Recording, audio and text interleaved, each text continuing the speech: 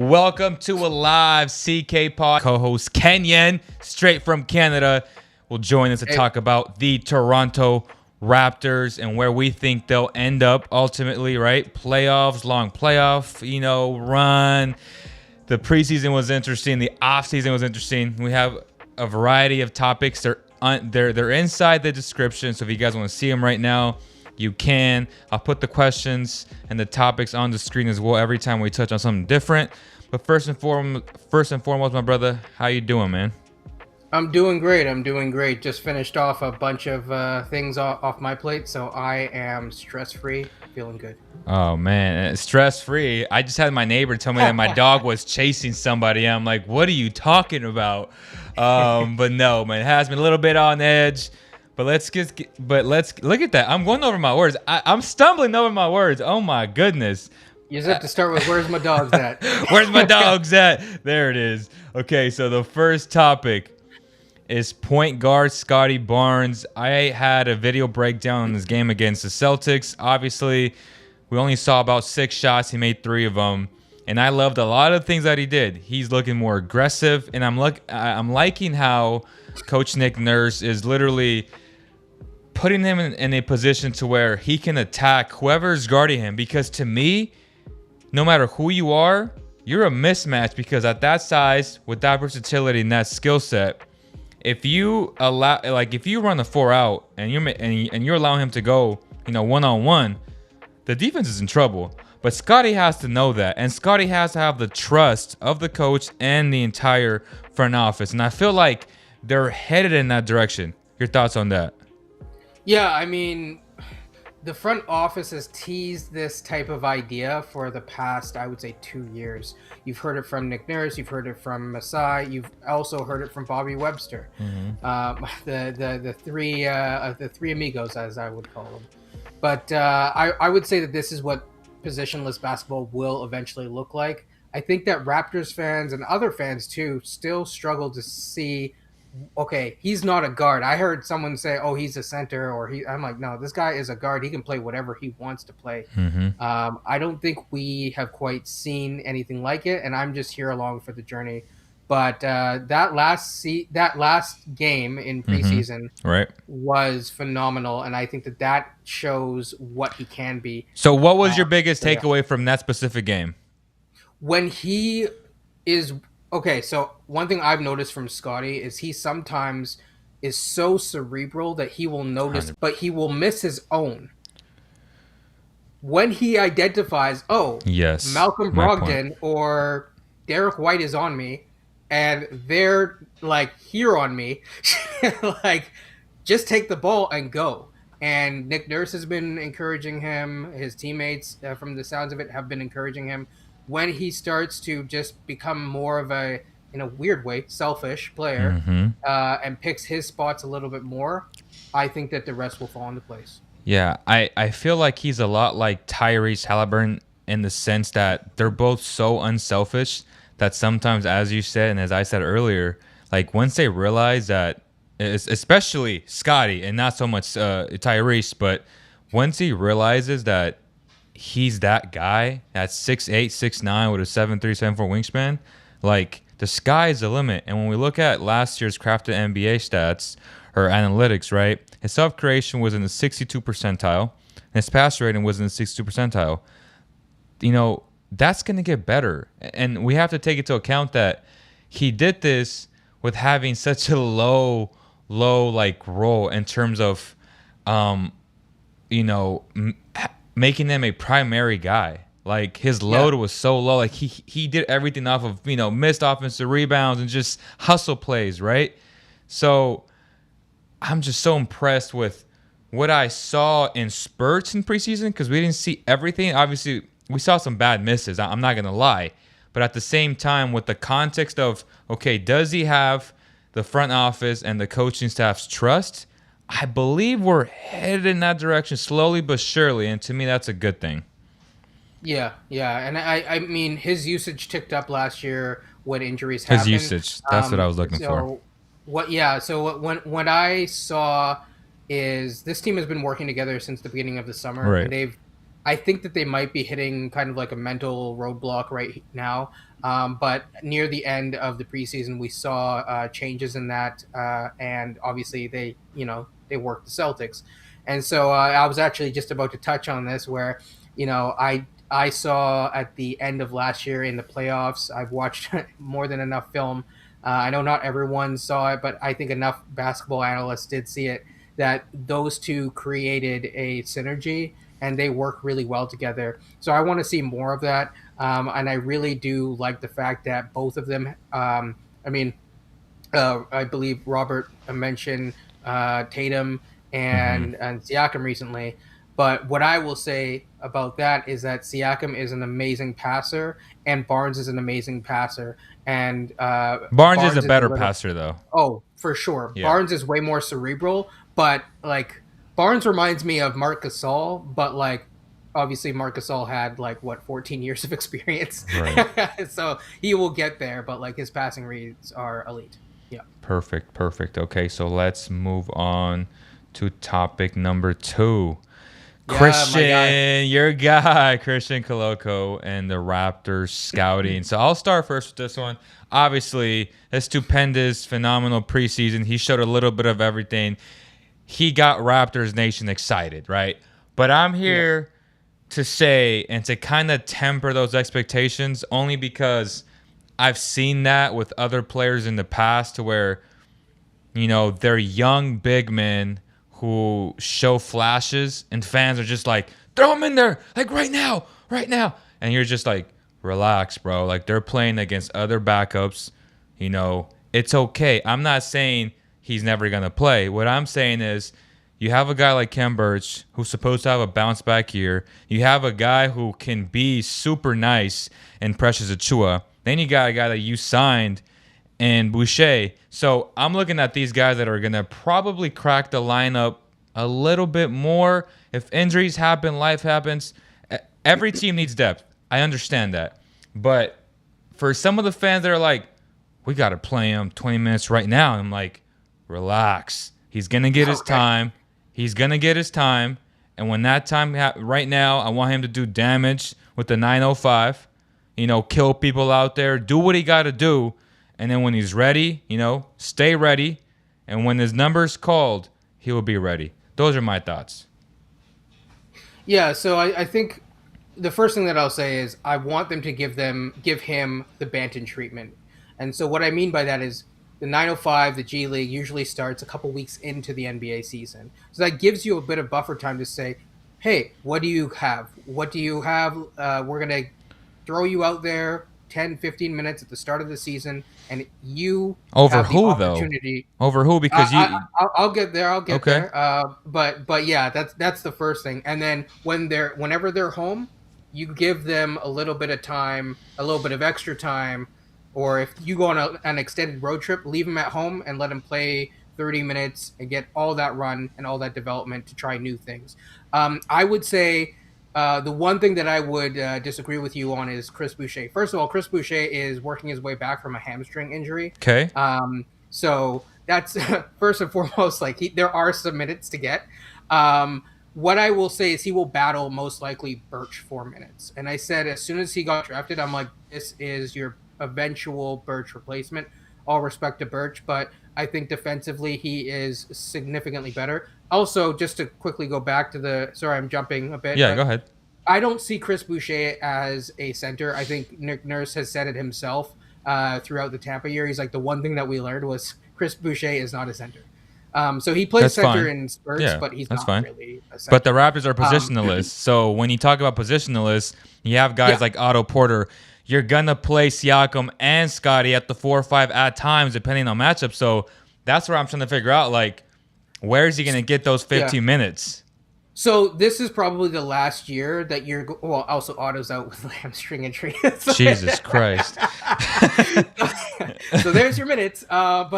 Right. Injuries. Right. But I'm saying if but everybody's yeah, yeah, yeah. healthy, will he get 10 to 20 minutes? Yeah, I think 10 minutes is reasonable because the thing is that what did we struggle with last year? Siakam. Everyone says, "Oh, Van Vliet played so many minutes." Well, you know who else played identical minutes per game as Van Vliet and played a lot of those minutes at the center spot, well, it was Siakam. So, and I think that the Raptors play a very physical style, and so getting those minutes down, tapering down each of the starters' minutes, whether especially those positionless guys, in Siakam, in Barnes, and in OG, and tapering all of their minutes down by like 5 to 8, because some of them played 38 minutes and playing around max 32. Um, that I would say would be beneficial and would allow Christian Koloko to get minutes, and I would make it matchup dependent. I think you can throw Birch out there if he's really feeling it, if he's really rocking, then great. But otherwise, give the kid some run and see what he has. He Okay. is so mobile. I've heard some people compare. I'm not making this comparison, Yeah. but I've heard some people compare him Surge. in terms of mobility to not even just Surge, to Evan Mobley, the previous That's Pac-12 not. Defensive Player of the Year. I didn't make those things. I'm just saying what people are saying, and these people, right? So I'm just saying.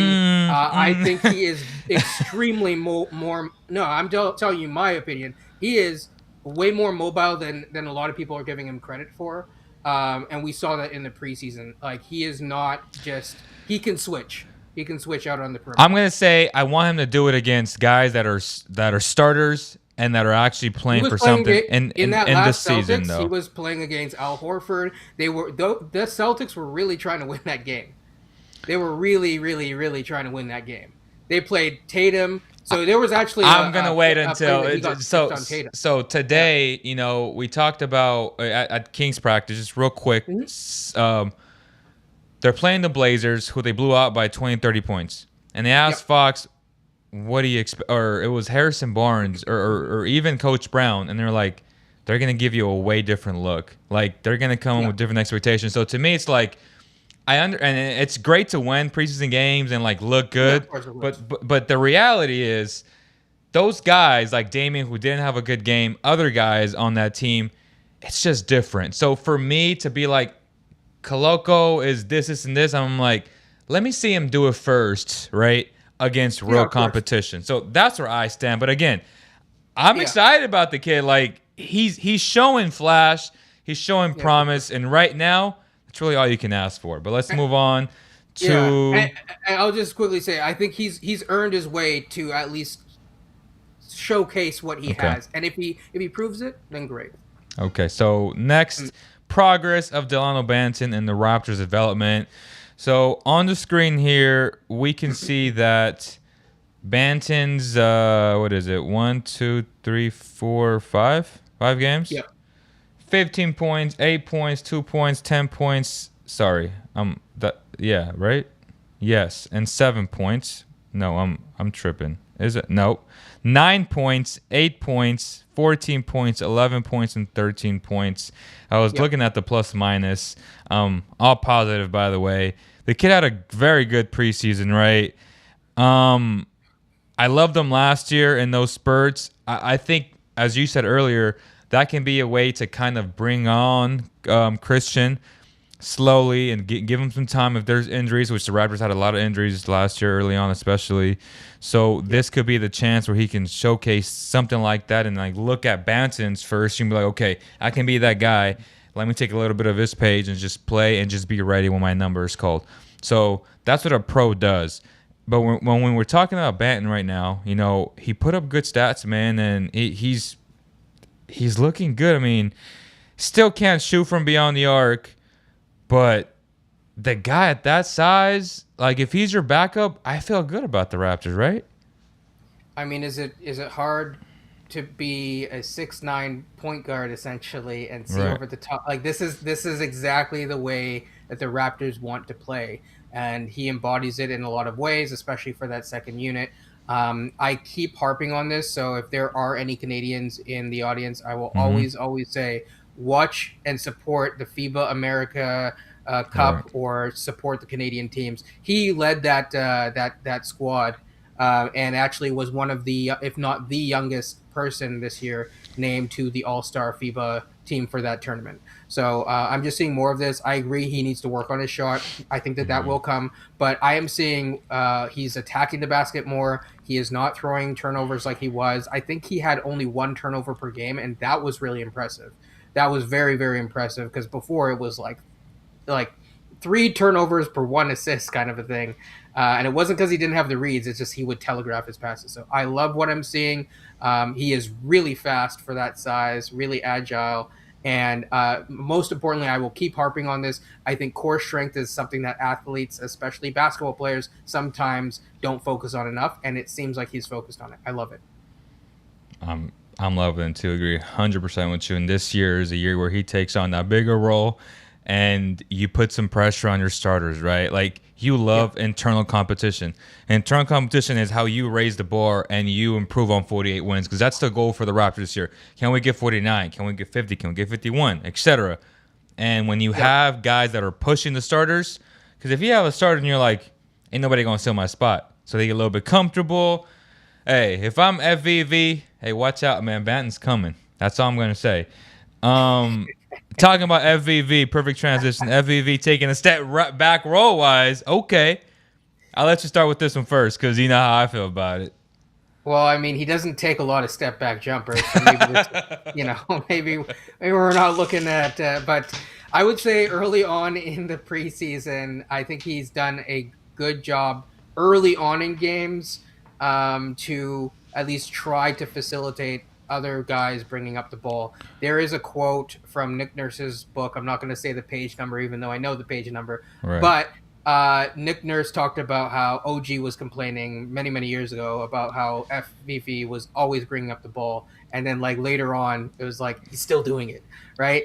And this is in the book, like, within a paragraph. That's funny. And so it's still kind of a thing. I think he's very old school in his mentality. I do think he is attempting to, and I think he has heard the criticism, which is why he's kind of a little snarkier than usual with the media. But I think we will see. I'm hoping. I did see a couple of those matches where the game was getting out of hand, and he was like, "Oh, I'm gonna force the issue." And to me, I'm very big on. I don't think that the Raptors are gonna win the chip this year, Right. but I think you gotta put that trust in your teammates and build that for the next year. Yeah, I agree, and just kind of simplify everything. I like Fred, but at the same time, I love Scottie. And when I see Scottie, I see point Scottie. I see everything Scottie. So he's positionless, right? At the same time, he's also the best passer on this team.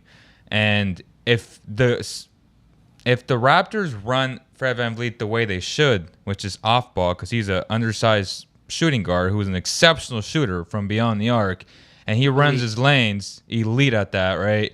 And if you have the 6'8" monster pushing the ball, looking for the guy like that who can actually score more points by playing off the ball and getting more money, making more money, um, it just makes sense. But obviously, that's an ego thing. You want to be the point guard. You want to have the ball in your hands. It's a sexier Yeah. thing to do. We all understand that. He's a small guy. He plays with that chip on his shoulder. I get it. Like we understand the greatness of a Rev Van Vliet, of how he came about and how he's made a career. So for that, we gotta acknowledge and just respect him for that. But right now, what the Raptors need to improve on 48 wins is for him to take a small step back, like those little small side steps, maybe even a side step back, and we'll see a little bit of a better roster because the Raptors didn't make major moves, but they're banking on the internal improvement for this team to actually get better. So that's how I feel about FVV, man. And I hope, to Jeff's point, I hope that Otto gets healthy. Yes. I think Yes. Otto will make a big difference in those lineups because he's a very, very good player. 100%. So how long is he out for?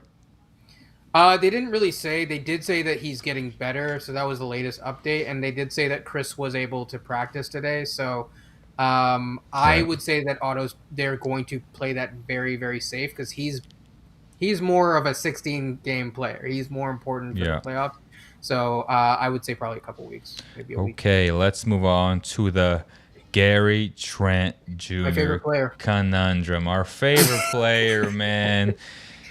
Hey, Yeah. obviously, depending on who you talk to, on who you ask, if you go on the Raptors forum on Facebook, it's going to be split, right? Split right down the middle to where you have his lovers and you have his haters. There's really no in between with him because you either love him or you don't. You're like, damn, like, I understand what he does, but he hurts the team and this and that, or he helps the team and this and that. So to me, it's kind of like he's a six man.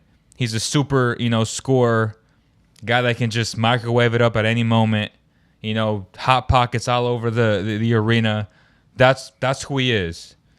I think his defense is overrated, but at the same time, he is young. He can still improve. But looking at this team and seeing how they can improve, and we'll touch on this, but he's a guy that I could look at a trade before the deadline. But that's just me. What about you? Well, my favorite player from Atlanta. So I think even Robert got annoyed when I kept mentioning so much. But I mean, he's one of my good friends. Like I can text Bogey right now and be like, "Hey, bro, like, give me some tickets for the Hawks game. I got you." You know what I'm saying? Like, Bogey is that dude. He's Serbian's finest. Hopefully he would fit. Game, he would fit so nicely on the. I'm just saying, like, he would fit so nicely on the Raptors. Yeah. So I mean, I think I'm instead of butchering someone's last name, the French kid is Wemby.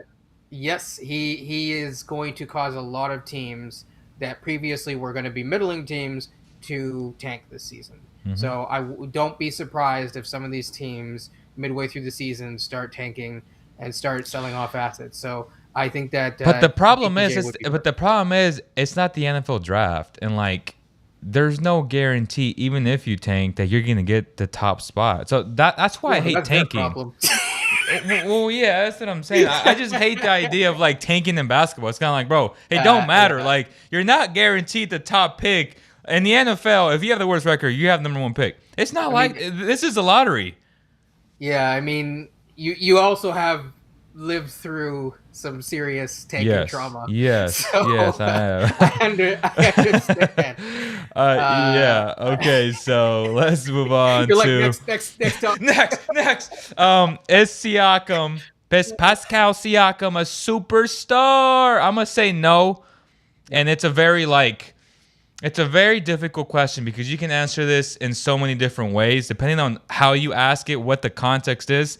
If it's just a yes, no, I'm going to say no because the word superstar to me means a lot. And I feel like a lot of people, especially nationally, loosely use that term as X, Y, and Z players are superstar. I'm like, no, like superstar has to mean something. That word has to carry some weight, Kenyon. And I feel like in the last 10 years, that word has been misused on so many levels.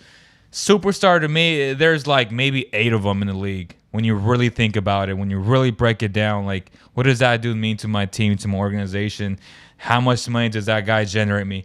That's a superstar. Siakam, he's not there. Is he a top 30 player? Yes. Is he a top 25 player? Probably. Is he a top 20 player? No. And to be a superstar, you should be, to even be considered, you should be in the top 12, top 13. But that's where I sit with that. It's a very complex question. Yeah. Yeah. So I think this kind of was sparked because Siakam said that he wants to be a top 5 MVP level guy. And that's okay. Yes. And so for me, I think that there's confusion, and I think it's important to say this is what he wants. And number one, I want players on my team that want to get better. So if a guy was like, yeah, I want to get a paycheck, right? I don't necessarily want that guy to be leading my team. So the fact that Siakam is tenacious enough, he puts in the work. Work. Rico Hines was saying he was above. I know other people say Scottie's a hard worker, and he is. I'm not trying to take anything away from any other player, but they keep saying that this guy basically lives in the gym, right? Like, he works harder than any other guy. I don't want to put any ceilings on him. I don't think that he is there today, but Hmm. I'm not going to say that he can't get there because if anyone really has the heart, has the work, and wants to work to it, I'm not going to stop their dreams. Yeah. What I will say is that, yes, I think um, I'll even go further than you. I think there's maybe three, max four players that you can Right. consider a superstar. Yeah, for sure. I think we're entering an era of the league where we won't have superstars.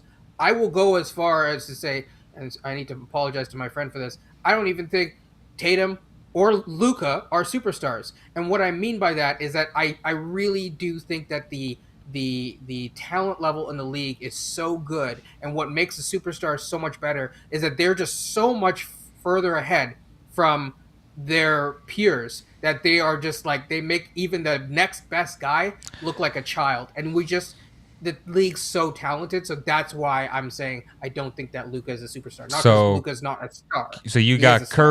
Curry and Giannis for sure as superstars. Curry, Giannis, LeBron. it's hard, but like it's maybe LeBron. Like LeBron's on the edge of that, but he is getting old. But yeah, I would still consider Yeah, LeBron for sure. potentially a star. So yeah, Yeah, like if you put LeBron, like if you put Giannis. LeBron on the Or, Raptors, like right sorry, that was a now, Freudian slip. yeah, I meant like to say it. not Durant. Okay. If you get swept, then So hard for me to say. He's not. I mean, come on, man. If you get swept, even and you have Kyrie on your team, okay, you so know. if you put, and that's the thing, like if you put either LeBron or KD on the Raptors, I think they're the favorites to win the whole thing. Oh, of course, yeah.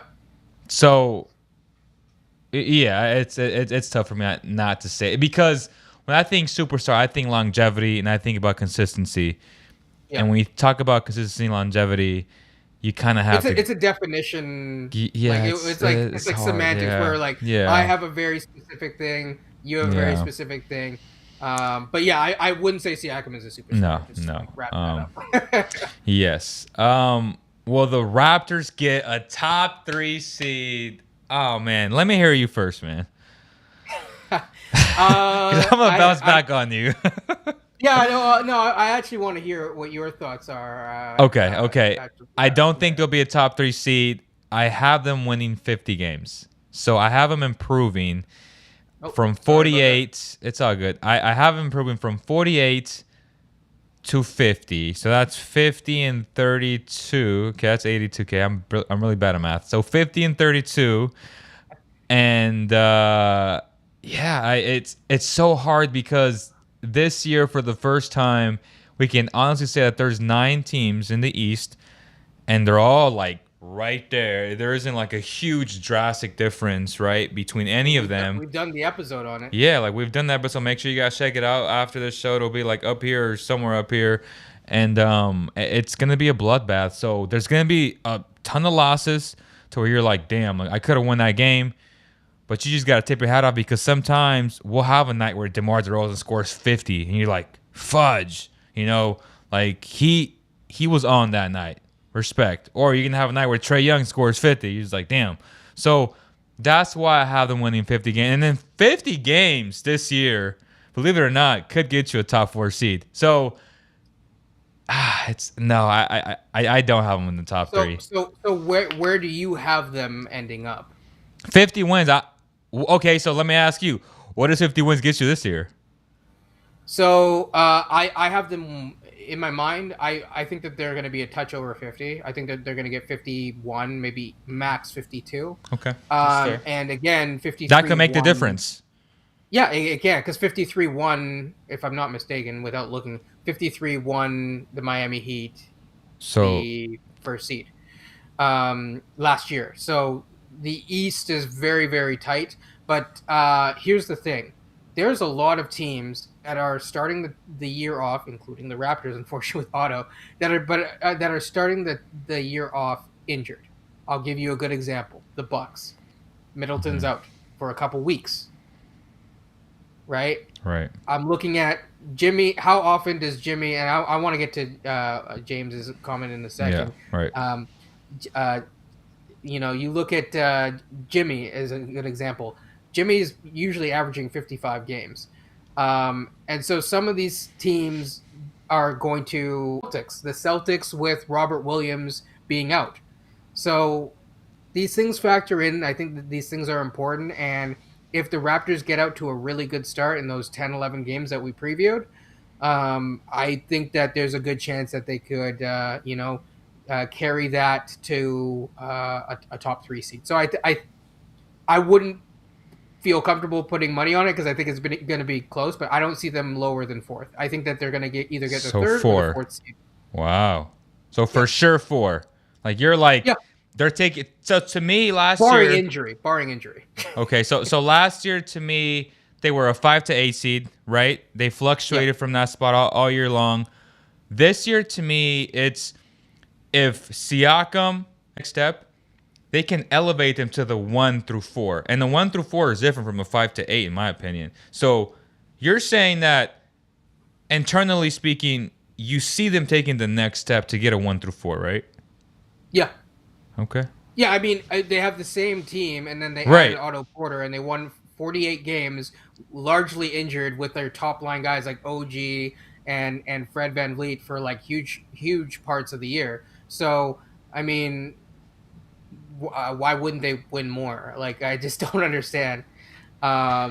Sixers, Nets, Bucks, Celtics, is that Cavs, his, Raptors. That's Vince. Yeah. So 1, no, 2, but is 3, that 4, his 5, order? 6. Yes. So that he has them 6th. In that order. Yes. That's crazy. Okay. Sixers, yes, I could see. Nets, Really? no. Sixers number 1 is crazy as hell to me, but you just said. Yeah. I think that they're starting off the year healthy, hungry, and ready. So I think that because of that, I could see the Sixers pushing their way up, barring an Embiid injury. Nets, hell no. Bucks, drop it down. Okay, thank goodness it's not in that order because I was starting to worry about you. And then the Cavs. Sorry, Vince. And then the Cavs. I just don't see them as good of a team. I think Mobley is really interesting because he's so good, but I think he's starting to. He has a lot of knick-knack type injuries already, so we'll see about their health. But I already outlined their problems. Can we quickly just jump back? Yes. Just to end the show James's, with James. I think it's important. Yeah. So, So, what about defining a superstar as a player? What do you think about this? So, superstar again, as I said, a guy that just elevates you, man. I mean, like LeBron, like Curry, like just a game, like Kawhi when Kawhi plays. But obviously, I can't give him that right now. I can. Like if I have 8 superstars in the league, and I'm saying that they're healthy, Kawhi's one of them. But like if Kenyon's saying there's only 3, 4 of them, I'm like, well, he's not in my top 4. So it's just tough because a superstar is just, and it's not just on the court, right? It's like off the court as well. Like what's he generating me? Like Siakam is not that dude, and can he ever be that guy? Maybe. I mean, Africa's a big continent, right? But to me, it's like LeBron, Curry, Giannis. I have to say Luka, bro, and I get it. He's an awful defender, but to me, Luka is a superstar because that team would literally fall apart without him. Like that's what I define. I think Luka's on the edge. That's the thing, right? Yeah. Like I'm like there can only be 3. Okay, and that's fair. Okay. Yeah, but like I get it, and I do think that if Luka could potentially do it there this year, what I'll say Joker, no, I wouldn't even put him there. And he's on the edge. Like the last time I saw a real true superstar was the last time that LeBron was on the Cavs. Just go back and look at how scrubby that team was when they traded Kyrie and had Isaiah Thomas and like Jay Crowder. And all these kinds of stuff. Like, and he just dragged that team somehow to the finals. I don't know how, and I think he kind of ran out of gas when he got there. Yeah. But it was so impressive, like going back and seeing that team with basically LeBron putting that team on his back, and like had they won that first game, right? I feel like me and James are on the same level as like, are you an MVP, every single year for the last 5 years makes Right. you superstar. You're more like, hell no. Are you in the top 3?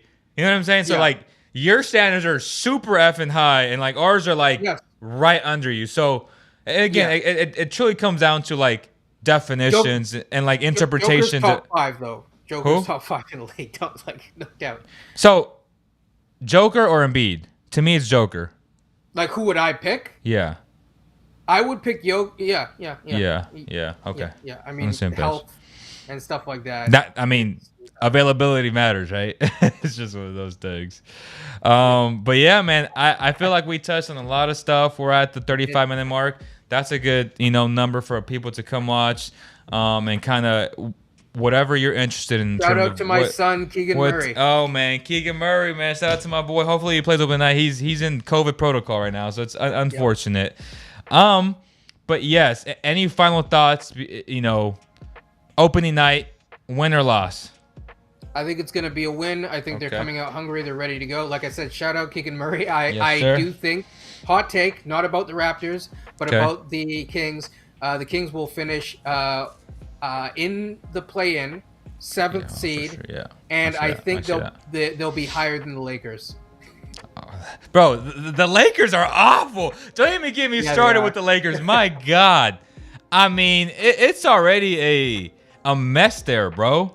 But yes, we'll save that Love for it. the. I saw Excellent. Russell Westbrook walk off. Like, Excellent. Patrick Beverly was literally yelling at him. It was crazy. Like, it was funny as hell, but yes, we appreciate all of Canada for watching, and people that will watch us after. Obviously, not everybody. We literally did this last second. We're gonna try to get a set schedule for Raptor fans to come on here. I think Kenny might want to do some post game like reactions, takeaways type of thing too. We'll leave it up to your discretion. But yes, we appreciate you guys. Thank you for all the love and support. Let's continue to grow the Basketball Zone community. We're posting a lot of shorts. We posted the Scottie Barnes Subway commercial, which was hilarious. That's my boy, man. Getting those endorsements already, man. I love it. It puts Canada on a different stratosphere because we always get the comments on this channel. Oh, you Americans, y'all hate it. I'm like, no, we don't. I love Canadians. Like, what are you talking about? But yes. I understand. That's funny. That's funny. But yes, on behalf of the entire family, thank you guys, and we'll see you on the next one. Peace.